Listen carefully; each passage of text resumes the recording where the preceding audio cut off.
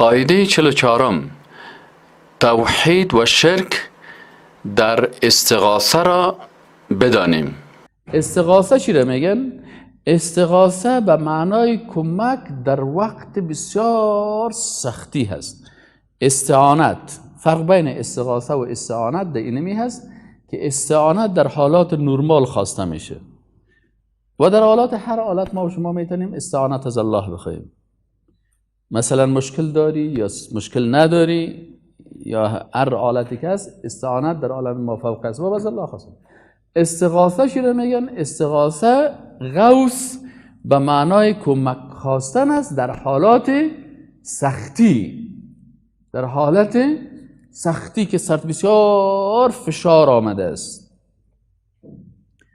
الله سبحانه و تعالی چی میگه؟ استستغیثون ربکم فاستجاب لکم. رسول الله صلی الله علیه و سلم در غزوه بدر در بسیار حالت خراب قرار گرفتند.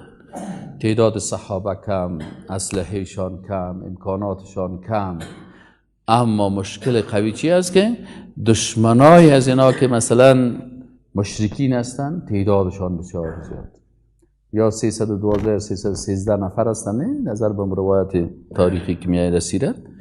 اصحاب رسول الله صلی الله علیه و سلم 313 نفر یا 312 نفر هستند، مشرکین 1000 نفر هستند، بیشتر سه چند از اینا، سه چند.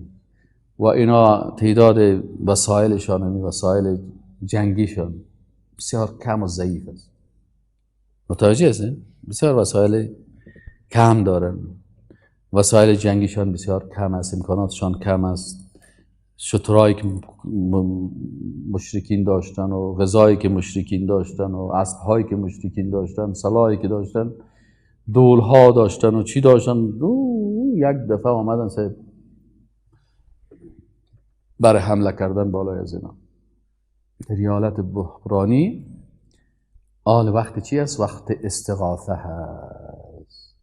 رسول الله صلی الله علیه و سلم رو به طرف قبله میکنه و با الله میگه که یا الله کمک کو بالا، یا الله اگر نصرت تو نباشه ما خواهی چیز کرده نمیدونیم، یا الله وضعیت ما بسیار خراب است. حتی ابوبکر صدیق رضی الله تعالی عنه میگه که رسول الله صلی الله علیه و سلم از دست دستای خود بالا گرفت و دعا کرد که حتی اون قدیفی که ما شما میگیم دستمال که بالای شانه میباشونه، میگه این قدیفی رسول الله صلی الله علیه و سلم 70 است چیزشنی زیاد دیگه، حالت گریه و عاجزی و الله میگه استستغیثون ربکم، وقتی که شما به پروردگارتان چی میکردین؟ استغاثه میکردین. فاستجاب لکم. باز الله سبحانه تعالی امیجه دعا، استغاثه هم دعا هست، دعا عبادت شد. استعانت هم استعاذه فکرتان باشه، استعاذه اعوذ بالله من الشیطان الرجیم پناه بردن عبادت است، دعا هست. استعانت دعا هست، استغاثه دعا هست، منتها آلاتش چی میکنه؟ فرق میکنه. پس وقتی کل زی دعا شد، دعا چی هست؟ عبادت هست. این حال در وقت بسیار سختی ما شما یا الله یا الله سرم درد میکنه نمیگم یا الله، یا گردیم بسیار درد میکنه یا الله یا الله یا الله نزدیک از گردیم بکفه یا الله، استغاثه میکنه به بارگاه کی؟ الله. و رسول الله صلی الله علیه و در جایی که درد میکنن دستبان بگو 7 مرتبه بگو بسم الله بسم الله بسم الله.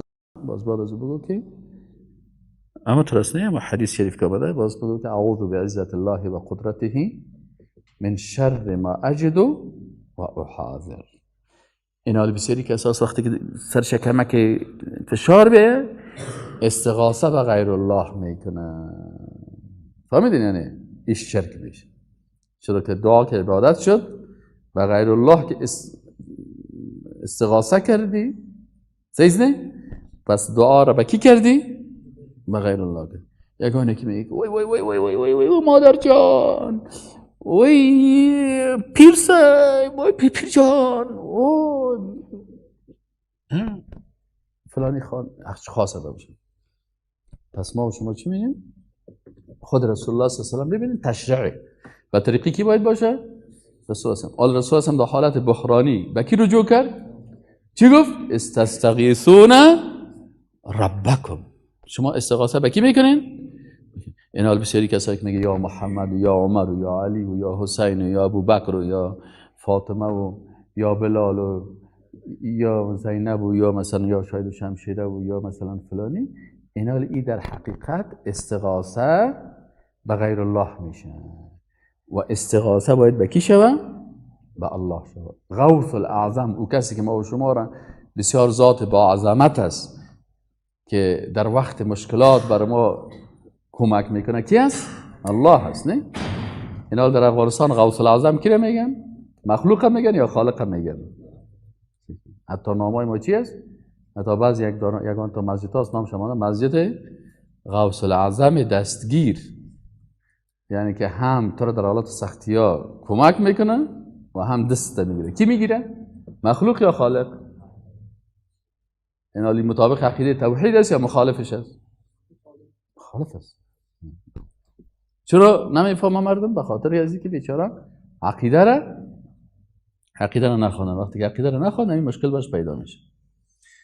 پس استغاثه که هست، فکرتان باشه استغاثه هم عالم اسباب داره و عالم مافوق اسباب داره. همیشه در مسائل استعانت و فهمید یعنی استعانت و استعاذه و استغاثه و یا عالم اسباب و مافوق اسباب باید در نظرتان باشه. در عالم اسباب رسول الله صلی الله علیه و سلم اسب گرفت نگرفت؟ در عالم اسباب از صحابه را بر جهاد آورد نآورد؟ پس وقتی که آل دیگه اسباب دنیوی دیگه اینم قصد آل ما میخوایم، رسول الله صلی الله علیه و سلم میخواه که مافوق اسباب دنیوی در عالم مافوق اسباب کمک بخواه که 313 نفر سر 1000 نفر کامیاب بکنه. اینه کی میتونه؟ الله میتونه. پس اینجاست که استغاثه در مافوق اسباب از الله خواسته میشه. اما فکرتان باشه که استغاثه در عالم اسباب از یک مخلوق هم کرده میتونی، به شرطی که اون مخلوق توانایی از اون چی داشته باشه. مثلا دکتر است تو برش میگی او دکتر صاحب تیز بیا که گردین کفید، او دکتر صاحب تیز بیا. پس دکتر صاحب پیچکاری درد پیشش است، میتونه بیای عاجل پیچکاری بکنید و امی درد تو چی شوه؟ تخفیف شوه. فهمیدین نه؟ یعنی ما و شما نباید در مسائل اعتقادی بعضی اوقات افراط میشه و بعضی اوقات تفریط میشه. در عقیده اسلامی وسطیت است. وسطیتی است که در عالم اسباب از مخلوق ما میتونیم به مخلوق استغاثه بکنیم در اموری که این مخلوق توانایی از او را داشته باشه. و در عالم ما فوق اسباب تنها از به کی استغاثه میکنیم؟ به الله. چرا به مخلوق نمیکنیم؟ چون مخلوق توانایی در عالم ما فوق اسباب نداره و اگر کسی در عالم ما فوق اسباب به مخلوق مراجعه میکنه در حقیقت صفت کن فیکون الله را برای کی میده؟ بر مخلوق میده. فهمیدی مطلبه؟ خب از این خاطر در عالم اسباب و مثلا در قرآن اردوش آمده، در عالم اسباب آمده که فاستغاثه الذی من شیعته علی الذی من عدوه. در قصه موسی علیه السلام که اونمو کسی که از قوم موسی علیه السلام بود ای به موسی علیه السلام استغاثه کرد که او موسی این ایسایی که فرعونی مرا لط میکنه، مرا میزنه. متوجه است یعنی؟ پس اینجا ای استغاثه کرد در عالم چی؟ اسباب. چون موسی علیه السلام میتونست که در عالم اسباب چی کنه؟ امی شخص از امی ظالم چی کنه؟ خلاص بکنه. صحیح شد نه؟ پس استغاثه در عالم اسباب هم در قرآن آمده و در عالم مافوق اسباب هم در قرآن آمده که استستغیثون ربکم فاستجاب لکم. باز الله برش چون از مافوق اسباب الله دید که اینا 300 نفر هستن عاجز هستن، چند هزار ملائکه رو روان کرد. وقتی که ملائکه آمدن شمشیر دستشان است. بعضی از روایات میگه که وقتی میدیدن که یک نفر کافر که همون که شمشیر زده شده زمین فرق که دو توته شده تا که اسب مسبش خودش که اسبش نصفشی طرف افتاده نصفشی طرف افتاده. این زدن ملائکه بود که الله اونا را لشکر خود روان کرد. باز در آخر غزوه بدر که می خلاص شد آیت قرآن نازل شد که ای پیغمبر و ما رمیت اذ رمیت ولکن الله رما. این شکستی که بر از اینا داد این زدن تو نبود، این شکست دادن از اینا از طرف کی بود؟ از الله بود. چرا شما تعدادتان هم کم بود، امکاناتتان هم کم بود. متوجه شدین؟ پس استغاثه در عالم اسباب است و عالم ما فوق اسباب است. و چون استغاثه در عالم ما فوق اسباب عبادت است، رسول الله صلی الله علیه و سلم حتی در بعضی اوقات در عالم اسباب هم که اگر یک نفر یک کلمه را استعمال میکرد، پیغمبر هم احتیاط میکرد. مثلا امام طبرانی یک روایت میکنه، میگه که فی زمن النبی صلی الله علیه و سلم منافق یؤذی المؤمنین، یک منافق مسلمان ها را ضرر میرسان. فقال بعضهم قوموا بنا نستغیث برسول الله صلی الله علیه و بریم ما به کمک امرای رسول الله کمک بکنیم، ما را کمک بکنم من هذا المنافق. فقال النبی صلی الله علیه و سلم انه لا یستغاث بی و انما یستغاث بالله. استغاثه به من نمیشه، استغاثه به کی میشه؟ به الله میشه. اینجا علما چی میگن؟ میگن همینجا خود رسول الله صلی الله علیه و کمک کرده میتونه برشانده این مسئله. متوجه هستین؟ و این خود عالم اسباب بود، لکن پیغمبر صلی الله علیه و سلم میخواست که بر از اینا عقیده را درست بفهمونه که اصل کمک از کی خواسته میشه؟ از الله خواسته میشه، هم در عالم اسباب هم در عالم ما فوق اسباب. متوجه باشیم و ما که هستیم یک وسیله شاید شویم، لکن این در مسائلی که توانایی ما را داره. پس ایناله در استغاثه هم در چیزی که الله بر ما اجازه داده امور میکنیم، مطابق عقل خود پیش نمیریم. مثلا در امور تشریعی استغاثه به الله بکنیم در مفوق اسباب، یا به پیغمبر بکنیم؟ به الله بکنیم. آیا بین خود و بین الله پیغمبر در وسط قرار بدیم، اول پیش پیغمبر بریم باز به الله دعا بکنیم، یا مستقیما دعا بکنیم؟ شریعت بر ما میگه که واسجد وقت خودت به الله مستقیما چی کو؟ سجده بکن و به الله خود قریب بساز.